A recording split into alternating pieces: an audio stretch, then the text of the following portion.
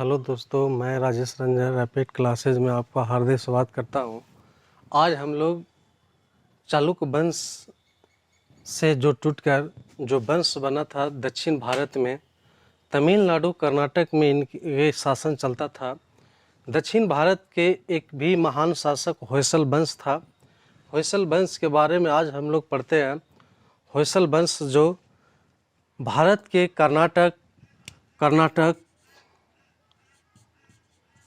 कर्नाटक और तमिलनाडु, पूरे कर्नाटक तथा आधा कुछ हिस्सों में तमिलनाडु में इनका शासन चलता था।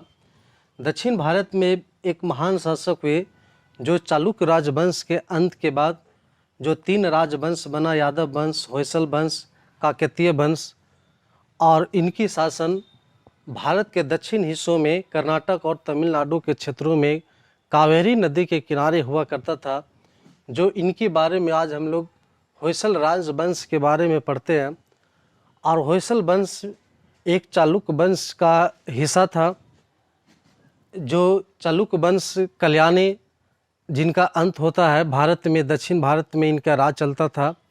दक्षिण भारत में चालुक्य वंश के अंत के बाद होयसल नामक राजवंश का जो यादव वंश का एक शाखा था, यादव वंश का शाखा होयसल वंश हुआ, जो दक्षिण भारत में इनकी शासन चलता था। तमिलनाडु और कर्नाटक वाला क्षेत्र में इनका शासन कावेरी नामक नदी के किनारे इनकी शासन चलता था। इनके बाद जो होयसल वंश के अंत हुआ, इनके बाद भारत में दक्षिण भारत के विजयनगर की स्थापना होता है।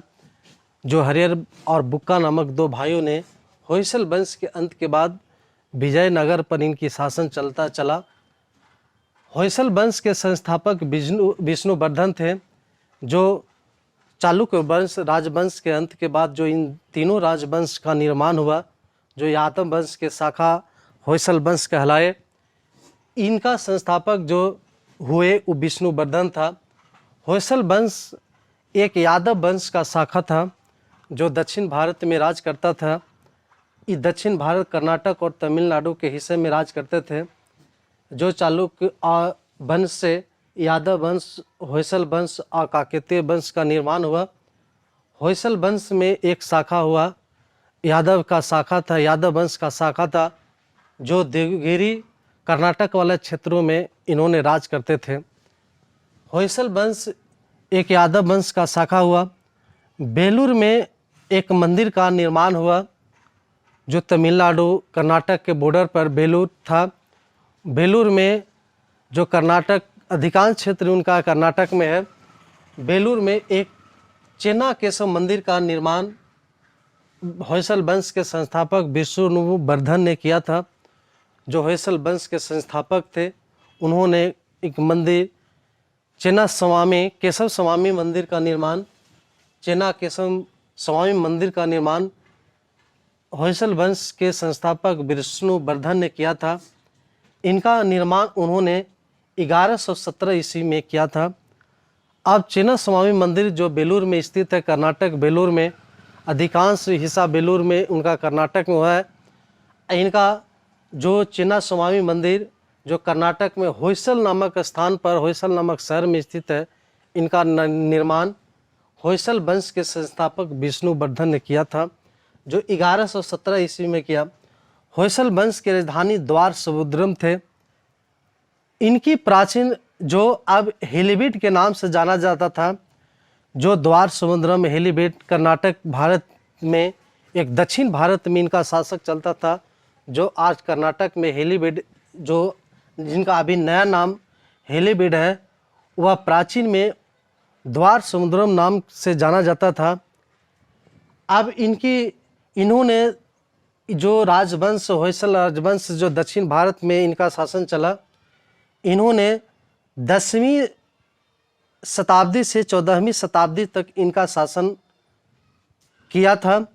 जो दक्षिण भारत में कर्नाटक और तमिलनाडु वाला जो अधिकांश कर्नाटक और पूरा कर्नाटक और कुछ क्षेत्र जो तमिलनाडु का था, उनमें इनका शासन चलता था होयसल वंश का। उन्होंने भारत के धरती पर दक्षिण भारत में इन्होंने 10वीं से 14वीं शताब्दी तक शासन किया। तमिलनाडु के कावेरी नदी के उपजाऊ वाले भाग पर इनका शासन रहता था। अब इनका जो शासन होयसल वंश का था, जो दक्षिण भारत में राज करते थे, उन्होंने कावेरी जो तमिलनाडु के क्षेत्र में बहता है कावेरी, उनका जो उपजाऊ वाला क्षेत्र है, जहाँ पर कृषि अधिकांश क्षेत्रों में होता है, उनका क्षेत्र वाला कृषि होता था। जो दक्षिण भारत के कावेरी के किनारे होता था, उनका शासन जो होयसल वंश के शासक थे, वहाँ का शासन जो चला रहे थे, उनका कावेरी नदी के उपजाऊ वाला क्षेत्र पर अधिकांश रहता था और वहाँ पर ही वह होयसल वंश शासन करते थे। इनका पहले राजधानी बेलूर था। अब कर्नाटक के जो बेलूर चिन्ना स्वामी मंदिर का जो निर्माण विष्णुवर्धन ने किए थे, वहाँ बेलूर था जो इनका प्राचीन राजधानी था। पहले राजधानी जो दक्षिण भारत में कर्नाटक में बेलूर पड़ता है, जिनका संस्थापक विष्णुवर्धन थे, इनका पहले राजधानी बेलूर हुआ करता था। बाद में इनका स्थानांतरण करके हेलीबीट कर दिया गया। हेलीबीट जो भी अभी भी कर्नाटक में स्थित है, बेलूर भी कर्नाटक में है। इनका राजधानी बेलूर, प्राचीन में इनका राजधानी बेलूर था, उसका स्थानांतरण कर हेलीबीट में कर दिया गया, जो पहले द्वार समुद्रम नाम से जाना जाता था। इनका अंतिम महान शासक वीर बल्लभ तृतीय था, जो दक्षिण भारत में होयसल वंश राजवंश कर रहा था। इनका अंतिम महान शासक हुए, इनका अंतिम महान शासक वीर बल्ला तृतीय था, जो दक्षिण भारत में शासन कर इनका अंत होता है। इनके बाद दक्षिण भारत में विजयनगर वाला क्षेत्र में विजयनगर का स्थापना हुआ, जो हरिहर एवं बुक्का नामक दो भाई था, जहाँ पर संगम राजवंश की स्थापना किया। अपने पिता के नाम पर विजयनगर की स्थापना हुआ, जो होयसल वंश का अंत हुआ। जो वीर बल्लभ ने उनका तृतीय ने उनका अंत होता है या मृत्यु होता है।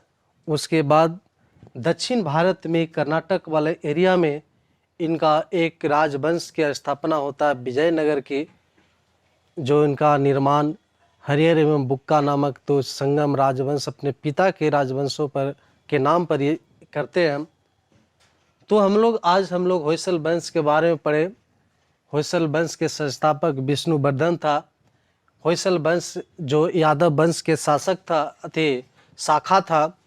यादव वंश का जो शाखा था, बेलूर में विष्णुवर्धन एक चिन्ना केशव मंदिर का निर्माण करवाया था, जिनका स्थापना 1117 में हुआ। होयसल वंश की राजधानी द्वार समुद्रम था, जो अब हेलीबीट के नाम से जाना जाता था। इससे पहले राजधानी बेलूर था, जो स्थानांतरण कर हेलीबीट कर दिया गया।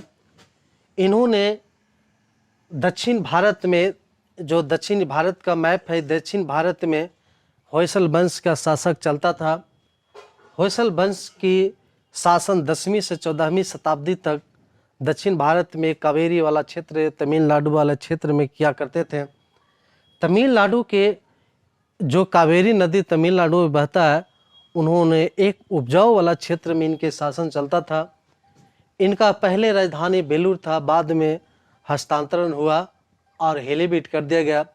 इनका अंतिम शासक वीर बल्ला तृतीय था, जो इन होयसल वंश का अंतिम शासक हुए, अंतिम राजा हुए। और इस होयसल वंश के अंत के बाद दक्षिण भारत में एक महान राजवंश का स्थापना हुआ, जिनका नाम विजयनगर था, जो हरिहर एवं बुक्का नामक दो संगम राजवंश के साथ इन्होंने शासन करना शुरू किया था। इसके अंत होने के बाद तो ये अगर अच्छा वीडियो लगे तो लाइक और सब्सक्राइब करें। धन्यवाद।